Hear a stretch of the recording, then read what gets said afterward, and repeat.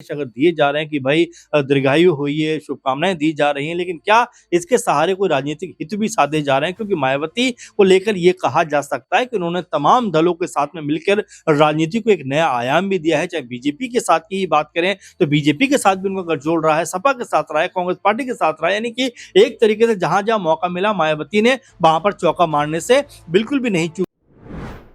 उत्तर प्रदेश में साल 2027 में होने वाले विधानसभा चुनाव से पहले क्या मायावती अखिलेश और सोनिया के साथ हाथ मिलाएंगी? क्या बसपा समाजवादी पार्टी और कांग्रेस के साथ गठबंधन करेगी? और क्या यह गठबंधन उत्तर प्रदेश की सियासत को बदलने का काम करेगा? हालांकि अपने दर्शकों को बता दें कि आज 15 तारीख है और बसपा सुप्रीमो मायावती जो है आज अपना 70वां जन्मदिन मना रही हैं। उन्हें जन्मदिन की शुभकामनाएं सबसे पहले हमारी तरफ से।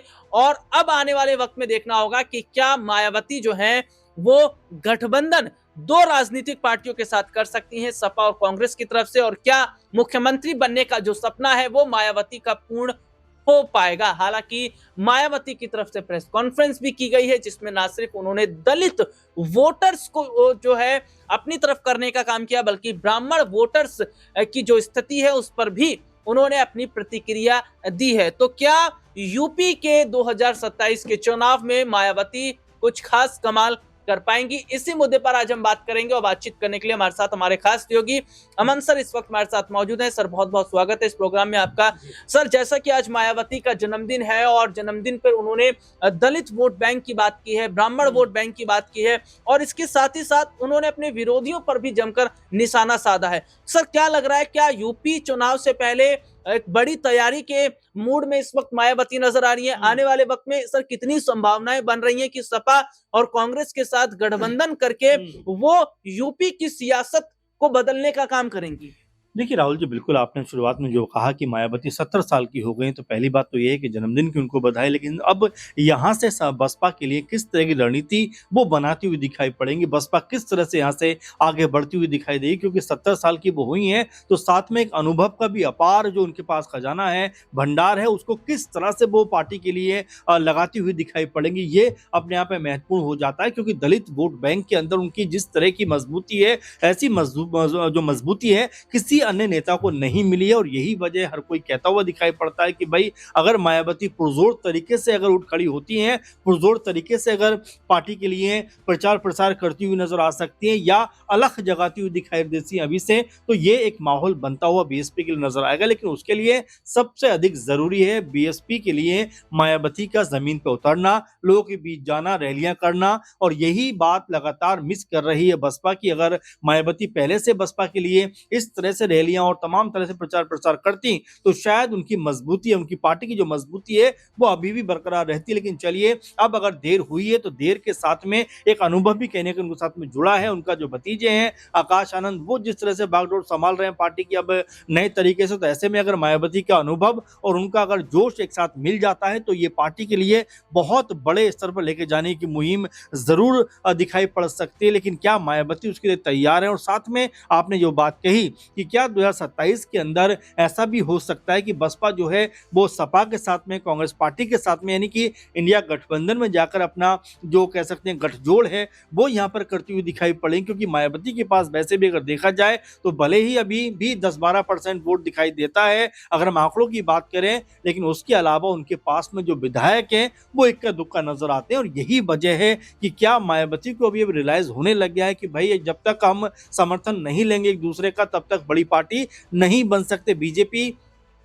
भले ही लाख दावे करती हो कि मोदी जी के नाम पर हम चुनाव जीत रहे हैं या मोदी जी हमारे सबसे बड़े नेता इसलिए हम चुनाव जीत रहे हैं, लेकिन ये जब हम आंकड़ों पे गौर करते हैं तो साफ तौर पे नजर अलग कुछ चीज नजर आती है। क्योंकि आप देखेंगे कि बीजेपी के साथ लगभग 37 से 38 दल हैं जो बीजेपी को मजबूत करते हुए नजर आते हैं। यानी कि बीजेपी अकेले दम पे चुनाव में नहीं जाती, बल्कि तमाम जो कह सकते हैं सहयोगी दल हैं उनके साथ एक गठजोड़ करके कहीं ना कहीं अपने लिए मजबूती प्रदान करती हुई दिखाई पड़ती है। बीते बिहार चुनाव में हमने देखा ऐसे ही अगर बीएसपी के लिए भी अपने आप को स्टेबल करने का दोबारा कहीं ना कहीं मौका चाहिए तो यहाँ सपा कांग्रेस पार्टी के साथ में हो सकता है कि वो जाते हुए दिखाई पड़ जाए। क्योंकि अगर ये वोट बैंक एक मंच पे आएगा तो कहीं ना कहीं इन दलों को फायदा होता हुआ जरूर दिखाई पड़ेगा। जी, और वाकई आने वाले वक्त में ये देखना होगा कि क्या ये जो राजनीतिक दल हैं क्या ये यूपी की सियासत में कुछ बड़ा करेंगे। हालांकि मैं अगर जन्मदिन की बात कर रहा हूं तो सुबह से कई ट्वीट्स आए हैं और जिसमें मायावती को जन्मदिन की ढेर सारी शुभकामनाएं दी गई हैं। इसी में समाजवादी पार्टी के राष्ट्रीय अध्यक्ष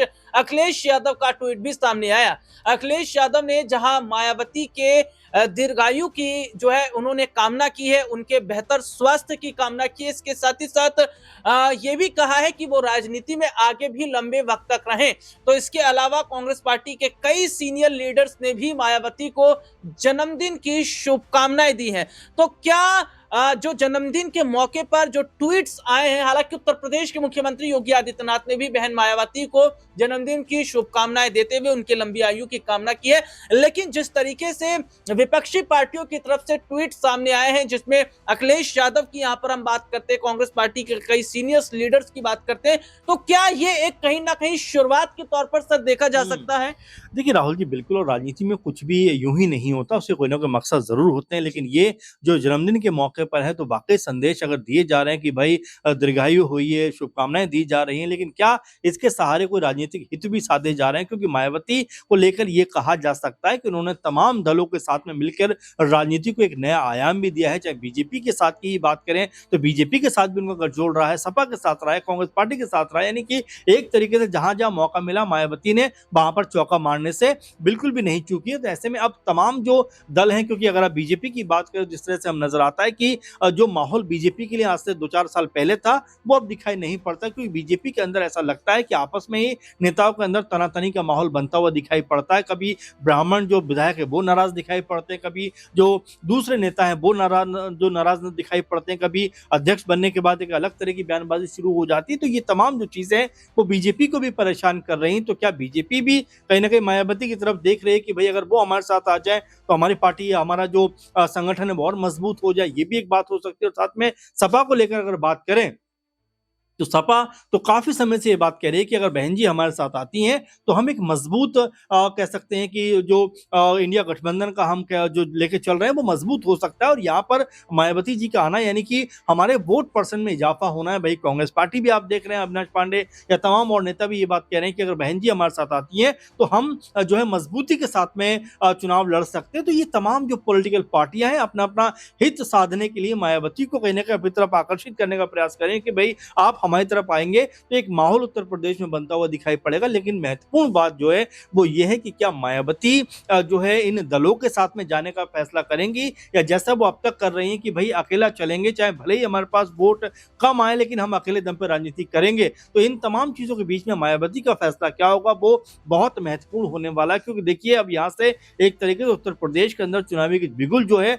वो बसता हुआ दिखाई पड़ सकता है। तमाम रणनीतियां, समीकरण जो है वो यहाँ से सधने शुरू हो जाएंगे और कौन किस तरफ जाएगा और किस तरफ नहीं जाएगा आने वाले दिनों में काफी हद तक स्पष्ट होता हुआ दिखाई देगा। लेकिन हाँ, मायावती को लेकर आप आखिर में ये जरूर सोच सकते हैं कि मायावती किसी भी पार्टी के लिए बेहद जरूरी कह सकते हैं एक विकल्प है। आप देखेंगे 2021 के चुनाव में भी सपा के लिए जहाँ घाटे का सौदा साबित हुई तो वहीं बीजेपी के लिए उनका अलग लड़ना फायदे का सौदा साबित होता हुआ दिखाई पड़ा। वैसे में जो मायावती का फैसला होने वाला है वो क्या होगा ये देखना मेरे ख्याल से उत्तर प्रदेश की राजनीति के हिसाब से बेहद दिलचस्प रहने वाला है। जी, बहुत बहुत शुक्रिया सर आपका। और देखिए जन्मदिन की मैं बात कर रहा था, जैसा कि आज मायावती जो है अपना जन्मदिन मना रही है, लेकिन इस बीच एक बुरी खबर सामने आती है। हालांकि बुरी खबर जो है वो अपने दर्शकों को जरूर बताएंगे, लेकिन मायावती एक हादसे का जो शिकार है वो होती होती बच गई, क्योंकि एक प्रेस कॉन्फ्रेंस जो कि लखनऊ में मायावती कर रही थी, इस दौरान जिस रूम में वो प्रेस कॉन्फ्रेंस कर रही थी वहां शॉर्ट सर्किट हो जाता है। हालांकि